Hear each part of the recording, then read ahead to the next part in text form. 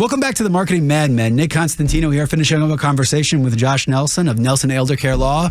And so, Josh, we talked a little bit about what's broken here, right? And, there's a lot of problems everywhere. And, there's a lot of books and a lot of stuff I'm reading that the empire has just gotten too big. As a country, we're on, no matter what, we found our 200-year cycle. We're cycling down. We've gotten too big. We can't fight enough wars to keep everything. Everyone's fighting over the same money. What is going on? Why is it so hard for people who have for the longest time been so respected by society, our seniors, our parents? Why is it so hard for them to do the things in which you're out there helping to do? I think the biggest thing is the lack of education, but also just the fact that things are changing. So, back in the 1970s, people had pensions and companies were failing. And whenever your company failed, you lost your pension, because if the company couldn't fail your pension, you didn't have your retirement. You could have worked 40 years. The day you retire, you're so happy. You got $6,000 a month coming in, and then the company goes bust 2 days later, and you lost everything. And that was a real problem. So instead, our government decided, let's go ahead and sell you the idea that you can control your money. You can make your retirement portable. So if you work for GPC for 20 years and you put your money into a 401k, whenever you move over to Home Depot, you can take that money with you, and you know more about your risk tolerance and you know more about your money. So you should be the one managing it.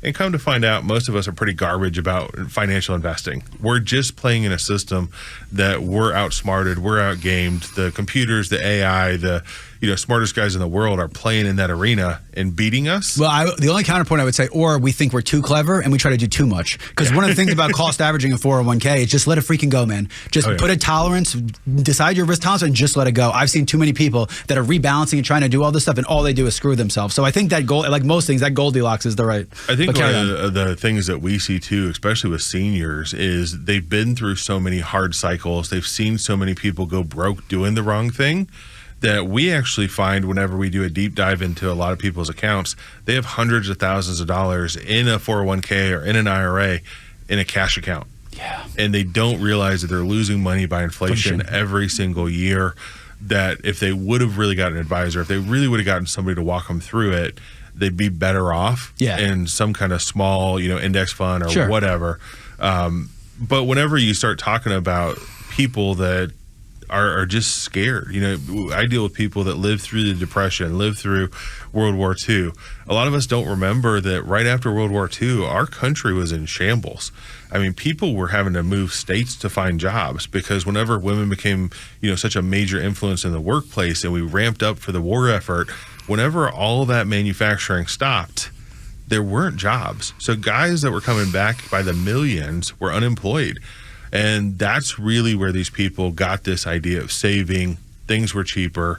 We started doing a bunch of financing. There's a bunch of debt problems that we run into. But that doesn't feed capitalism, right? People not working is now it's you need a new TV every. TVs used to be made to last for 20 years. Now you need a TV for some reason every 6 months. You go, oh my God, there's a new one. I need a new one, and we're taught that. We're putting everything on credit because the government just puts everything on credit. So who cares? But we're the reserve currency now, right? That doesn't mean we're going to be the reserve currency in 50 years. That all that debt can balloon at some point. Well, I think that's one of the biggest issues is how do you time it, right? So it's like, when do you get out?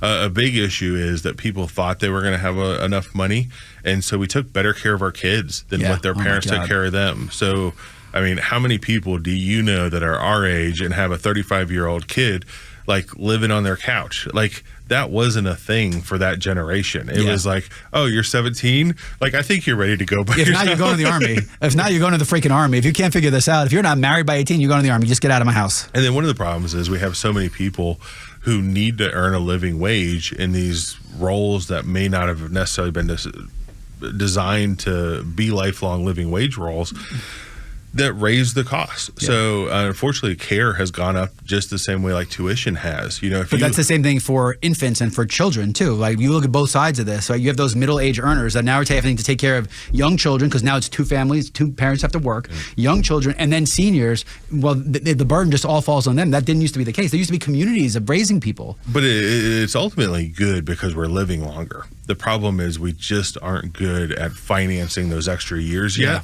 Because it's not just about length of life, it's about quality of life.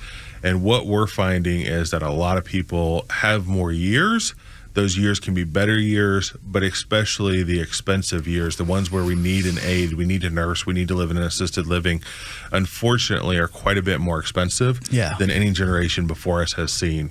And so there's some great programs, there's some great planning that you can do to avoid that.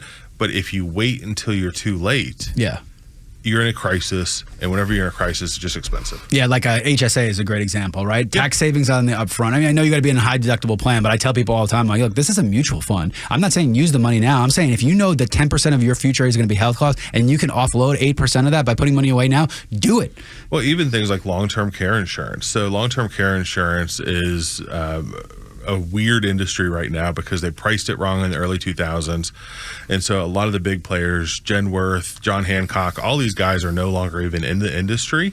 But if you're between 35 and 55, you can get a long-term care insurance policy that will give you usually a 12x multiplier as a reasonable rate of health that you put money in now. Whenever you need it later, if you need somebody to come in your house, you need to go to an assisted living, whatever, it helps you save your autonomy. In the way. So what's it betting against that you won't need that? Because insurance has to bet against something. So it's betting against that you're not going to need that. So if you're healthy, you're thinking you die before you get care. Got it. Okay. So like instead of underwriting for things like stroke risks, life insurance knows that you just need to make it past this certain period for term life. You're not going to healthcare if you have a heart attack. Like there's so it's really playing the numbers again on what percentage of people, and it just got it wrong probably because it was a new industry. Like they're hoping you have a heart attack that's fatal rather than blow out a hip. Like that's really look at that. Good for you, insurance industry. That's what their argument is. Because if you blow out a knee, you blow out a hip, that's whenever you really need somebody to come in and help with bathing and things like that, getting around your house. But you can get that really cheap. 35 to 55. Right. People don't start thinking about it until you're thinking about retirement. Most of us don't think about retirement until after age 60. But it's going to get later, bud. It's going to get later, too. At age 60, you already got something going on, especially with so many people being pre-diabetic, so many people with high blood pressure. Those are the kind of things that are going to keep you from being underwritable for long-term care insurance at a rate that makes sense. Sure. And then just because people hear it's a good idea, like what I said, they don't do the math on what the multiplier is. So they get these stupid policies that have like a 2x multiplier. Like you put in $100,000, you get $200,000. That's not the kind of insurance you need. No, especially because if you put that $100,000 in an actual cash bearing account or any kind of compounding interest would have surpassed that multiplier a long time. And then one of the biggest things that people always say, which is just silly, is, well, what if I don't get sick? And the real answer is, like, it's like your homeowner's insurance or your car insurance. You don't get mad every year whenever you pay your homeowner's insurance. You're like, man, my water heater didn't flood my house or my house didn't burn down. But they've even designed policies now where you have a death benefit. So if you don't use it, your family can get some of the death benefit. The problem then, though, is you're hacking away at that multiplier.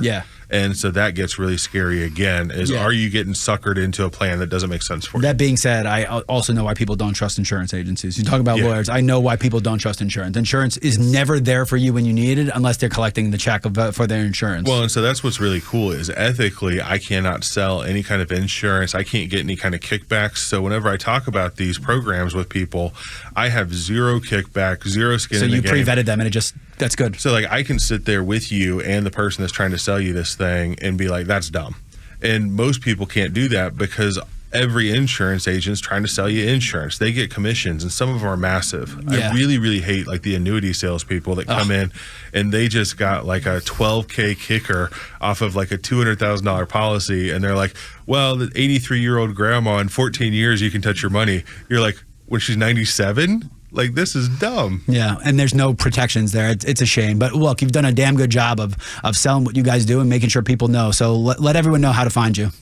Josh Nelson from Nelson Elder Care Law. You can find us on any of the socials at Nelson Elder Care Law, nelsoneldercarelaw.com. We're a very southern, down-to-earth, family-run company. We do a lot of stuff in person.